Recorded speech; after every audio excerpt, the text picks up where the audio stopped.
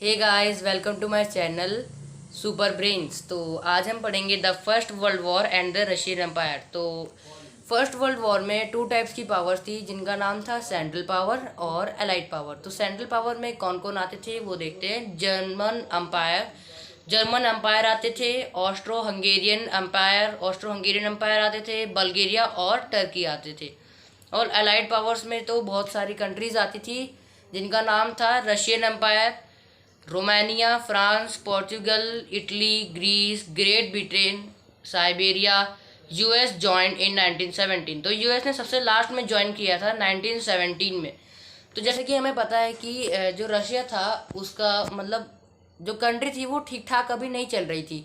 तो जार के ऊपर लोग उंगलियां उठा रहे थे, मतलब जार को कोई पसंद नहीं करता था। ऊपर से वो वर्ल्ड वॉर में चला गया और जब लोगों को मतलब बहुत ज़्यादा वो थी कि एक्साइटमेंट थी कि हमारे राजा जीत कर आएंगे। पर जब उनको पता चला कि ड्यूमा को कैंसिल कर दिया गया है राजा के द्वारा, तो ये जो उनका उत्साह था वो ख़त्म हो गया।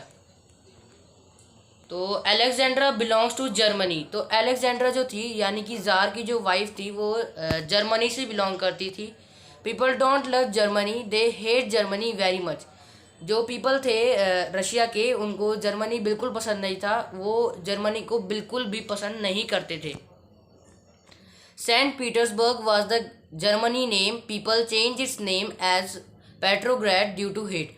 अब जो फ्रांस में सेंट पीटर्सबर्ग नाम की एक जगह थी, तो वो जर्मनी के नाम पर थी, मतलब जर्मनी नेम था उसका। तो पीपल इतना हेट करते थे जर्मनी को कि उन्होंने सेंट पीटर्सबर्ग का नाम चेंज करके पेट्रोग्रेड रख दिया।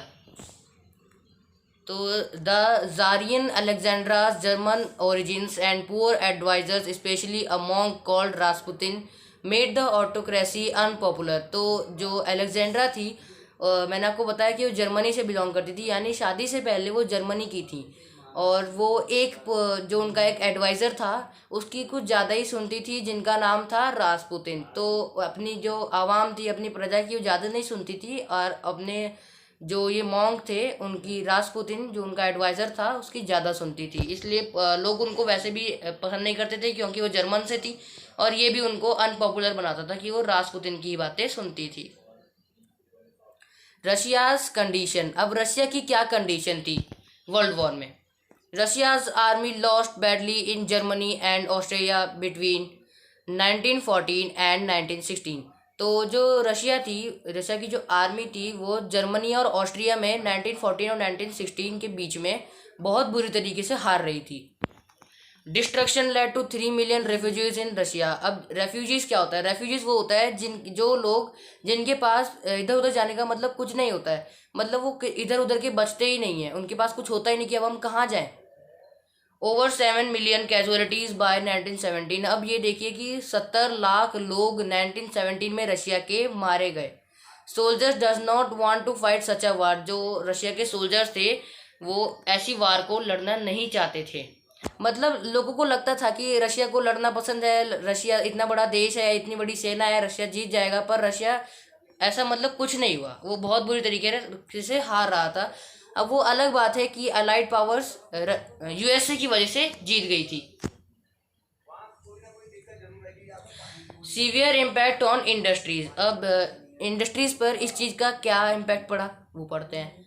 Russia's own industries were few in number. Russia की जो ओन इंडस्ट्री थी वो बहुत कम थी नंबर्स में। जैसा कि मैंने आपको बताया कि मॉस्को में और सेंट पीटर्सबर्ग में ही रशिया की इंडस्ट्रीज थी। और जब वर्ल्ड वॉर आया तो जो इंडस्ट्री की जो सप्लाईज थी, यानी जो बाहर की कंट्री से इंडस्ट्री में गुड आता था, मतलब गुड्स आता था, यानी कि जो सामान आता था, वो भी कट ऑफ हो गया, यानी कि उसकी सप्लाईज बंद हो गई।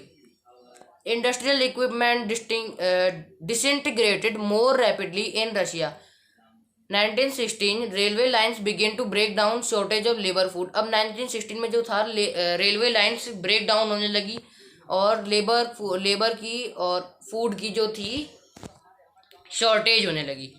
The February revolution in Petrograd. अब जब इतना कुछ हो रहा है तो रिवॉल्यूशन क्यों नहीं होगा? तो अब रिवॉल्यूशन के बारे में पढ़ते हैं। फरवरी में रिवॉल्यूशन हुआ पेट्रोग्रेड में। अब पेट्रोग्रेड का नाम पहले क्या था? पेट्रोग्रेड का नाम पहले था सेंट पीटर्सबर्ग, जो लोगों ने हेट के कारण बदल दिया।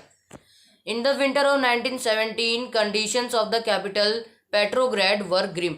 अब जो 1917 में जो पेट्रोग्रेड था यानी कि जो कैपिटल थी फ्रांस की, सॉरी रशिया की, उसकी जो कंडीशन थी वो ग्रिम थी, यानी अच्छी खासी नहीं थी।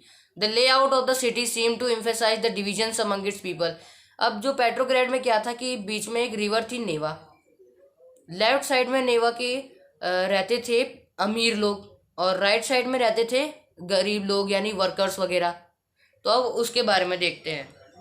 जैसे कि हम यहाँ पर लिखा हुआ है, right bank of the river Neva the workers quarters and factories were located. यानी कि जो राइट बैंक था, जैसे कि मैं आपको बताया, वहाँ पर वर्कर्स के क्वार्टर्स थे, यानी वर्कर्स वहाँ रहते थे, फैक्ट्रीज थी उनकी।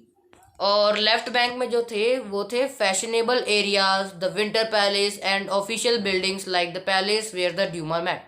अब लेफ्ट बैंक में फैशनेबल एरियाज यानी कि अमीर लोग रहते थे वहाँ पर, और विंटर पैलेस भी वहीं पर था, और जहाँ पर ड्यूमा होता था यानी पार्लियामेंट जहाँ पर सेट होता था एक तरीके से, वो जो बिल्डिंग थी वो भी वहीं पर थी।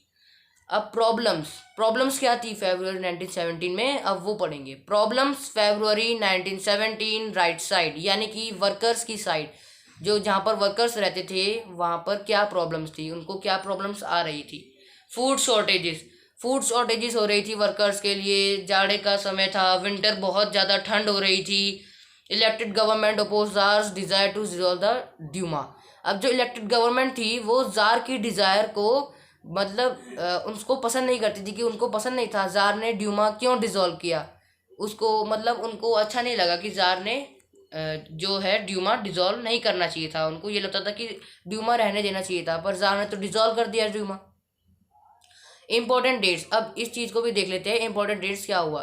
22 फरवरी, अब जैसे कि फरवरी में क्या हुआ, स्ट्राइक्स होने लगी, लोग रिवोल्ट मतलब सड़कों पर आ गए। 2 फरवरी lockout took place at factories. अब क्या हुआ 2 फरवरी को, क्या हुआ कि फैक्ट्रीज पर लॉकआउट हो गया, कुछ फैक्ट्रीज पर ताला लग गया। अब इससे क्या हुआ कि वुमेन गुस्से में आ गए, वुमेन ने पहली बार स्ट्राइक शुरू कर दी, और यही इंटरनेशनल वुमेन डे के तौर पे भी मनाया जाता है, क्योंकि इस दिन वुमेन ने अपने राइट के लिए सबसे पहले स्ट्राइक की थी। वुमेन को चाहिए था वोट करने का अधिकार। 23 फरवरी को क्या हुआ, अब अगले दिन curfew was impose and demonstrators disperse. अब जार को क्या हुआ, जार डर गया, जार ने कर्फ्यू लगा दिया कि डेमोन्स्ट्रेटर्स अब चले जाएंगे। पर 24 को जब कर्फ्यू हटा तो डेमोन्स्ट्रेटर्स दोबारा आ गए। 25 में क्या हुआ, गवर्नमेंट ने ड्यूमा को सस्पेंड कर दिया। उससे जो 26 में क्या हुआ कि लोग और ज़्यादा भड़क गए, डेमोन्स्ट्रेटर्स और ज़्यादा भड़क गए, और वो लेफ्ट बैंक यानी राइट साइड से लेफ्ट साइड अमीरों के उसमें आने लगे। अब पुलिस हेडक्वार्टर्स को भी उन्होंने कब्जे में ले लिया। तो आज के लिए इतना ही। Thanks for watching my video. अब अगले एपिसोड में हम इससे आगे पढ़ेंगे। तो thanks for watching my video.